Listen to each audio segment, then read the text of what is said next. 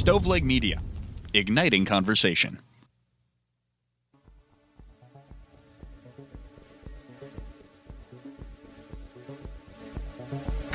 Welcome to True Crime to Go. What can I get for you?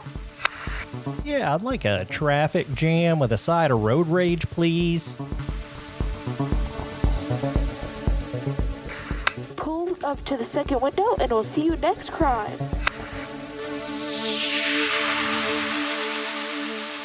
Welcome to True Crime to Go. I am John here with Jamie. I got to ask you, brother, what kind of accent was that? You know, I started to go accent and then I pulled back. So I don't even know where it ended up.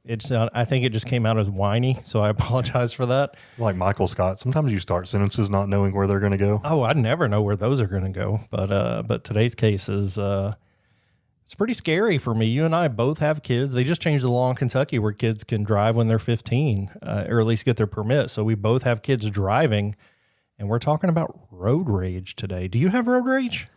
I have tapered it off because of cases like what we're going to be talking about today. Like when we flip people the bird, and that was kind of the extent of it. You know? It was over.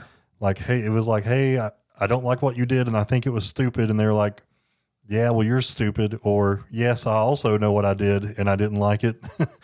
And that was it. But and nowadays, you never see anybody again. Yeah. You just never, like, we have a roundabout close to our house. And, man, I like, when you're in the roundabout, you have the right of way. That is baffling to 75% of the people who live in our area. It's like trying to teach them to do calculus. So a guy just totally ran the yield sign, almost hit me, had to slam on my, and then he flipped me off as if I had done something wrong. And that was infuriating. Yeah, it is. It's dangerous at this point. There's a really good Russell Crowe movie called Unhinged about this. Some of my son's friends, I'm going to have to make them watch that because they think it's cool to yell at people. I'm like, it's not going to end well. So just get us rolling with this story. All right. So we're going to go to Clermont County, Ohio on July 11th, 2025. So literally just a couple of weeks ago. It was about 5:30 p.m. I mean, that's the worst time of day to drive. People have just had long days at work. They're trying to get home. That's when police say 30-year-old Seth Schlueter was driving with his young children. They were 5 years old or younger, with another motorist, frustrated with his driving, honked at him. So 30-year-old Seth was honked at, and that's what sets the stage for the rest of the story. You and I were together recently driving, and I honked at somebody, and I drive a Mini Cooper, and my horn sounds like, I don't know, a kitten blowing its nose or something. That car was relatively new at the time. That might have been the first time you'd ever honked your horn. Yeah. And what you honked at deserved to be honked, but then nobody could take that thing serious. So that's the thing. Like, I feel like there are some horns that are like a polite, like, hey, pay attention, look up from your phone, and some horns are like angry. I think Mini Cooper just was like, you know what, we're going to diffuse future problems by making this the sound of our horn. So the person in our story must have had an angry sounding horn. Now she had the Mini Cooper.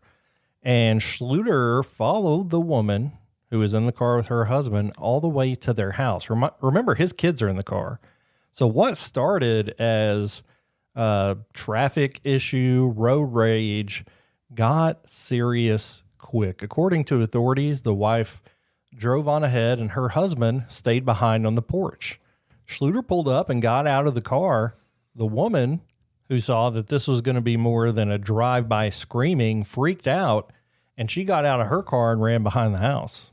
Yeah, but then Schlueter reportedly got his kids out of the car, but then stormed into their house. So this is like a road rage incident turns into aggravated burglary right in the middle of the evening. I mean, 5:30 in the evening. They say that this man damaged the interior of the home, and then he not insulted, but rather assaulted this lady's husband, struck him in the face, and then he eventually got his kids and left. The husband did sustain minor injuries and was treated on the scene by paramedics.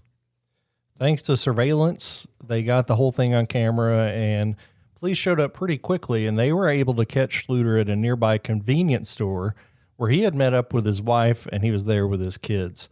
Deputies arrested him without incident. He's going to be charged with a lot of offenses: aggravated burglary, aggravated menacing, assault, endangering children and operating a vehicle while under the influence, which may explain some of it there. That will do it.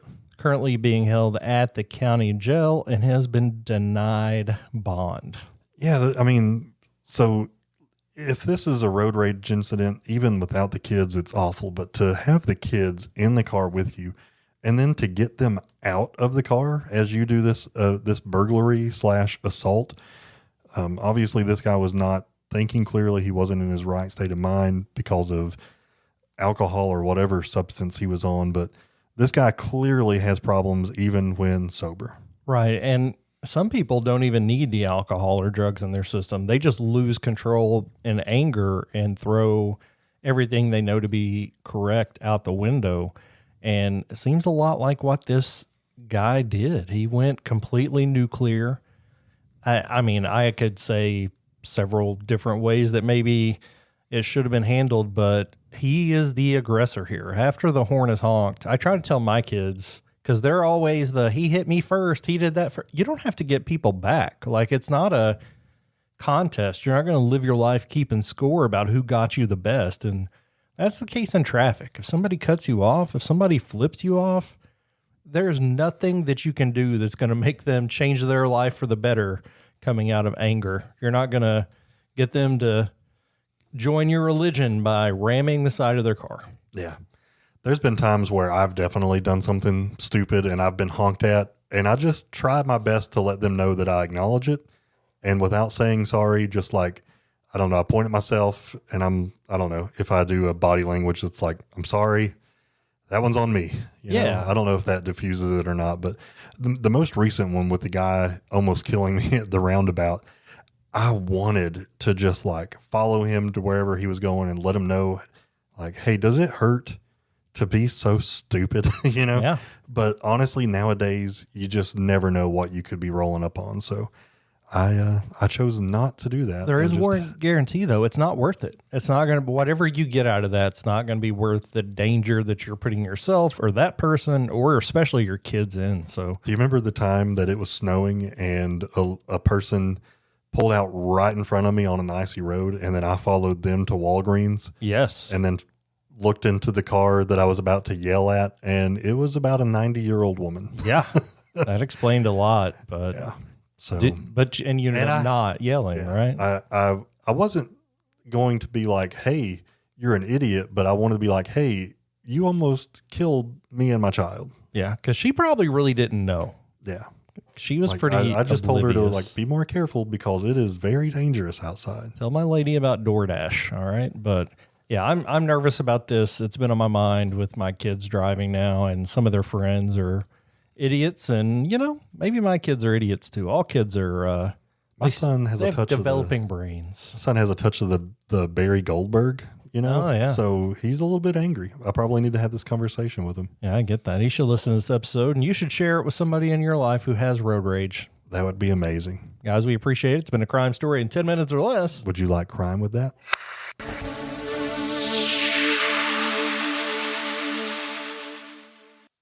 You've listened to True Crimecast, distributed by Stoveleg Media.